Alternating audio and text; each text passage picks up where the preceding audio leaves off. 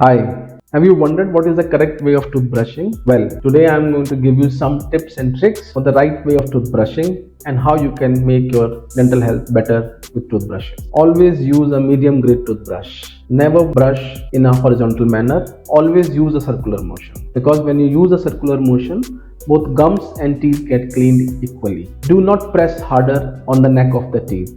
When you press harder, you are likely to wear the enamel in the neck region of the tooth where it is the thinnest. Always change your toothbrush once in every 3 months. If you are changing your toothbrush every month, it means you are brushing very aggressively. And if you're not changing your toothbrush up to 6 months, it means you're not applying adequate force. Electrical toothbrush are better as far as cleaning is concerned because they use circular motion. Whenever you have a gum issues, bleeding gums, or you have undergone a gum surgery, then you may use a super soft toothbrush for cleaning and massaging of your gum. In that case, you need not apply force at all. You may use a super slim toothbrush to carry out your daily rituals. Well, that's all for now. I hope you will find it useful.